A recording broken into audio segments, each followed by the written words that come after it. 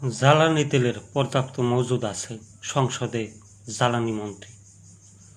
মধ্যপ্রাচ্যের চলমান সংকটের মধ্যেও দেশে জ্বালানি তেলের পর্যাপ্ত মজুদ রয়েছে বলে জানিয়েছেন বিদ্যুৎ, জ্বালানি ও খনিজ সম্পদ মন্ত্রী ইকবাল হাসান মাহমুদ টুকু।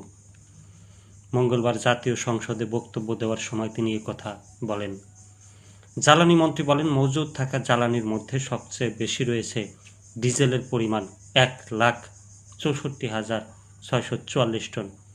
এছাড়া অকটেনের 10,500 এবং পেট্রোল 16,000 টন মজুদ রয়েছে। এপ্রিলে আরও জ্বালানি আসার তথ্য উপস্থাপন করেন তিনি। সেই সঙ্গে জানান, অবৈধ মজুদ বন্ধে 3 মার্চ থেকে 4 এপ্রিল পর্যন্ত 342টি অভিযান পরিচালনা করা হয়েছে, আর উদ্ধার করা হয়েছে 40,48,456 লিটার জ্বালানি।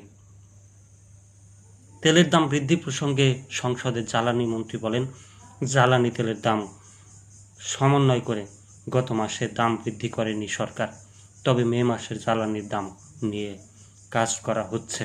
মন্ত্রিপরিষদে আলোচনা করে প্রয়োজন করলেই কেবল দাম বৃদ্ধি পাবে।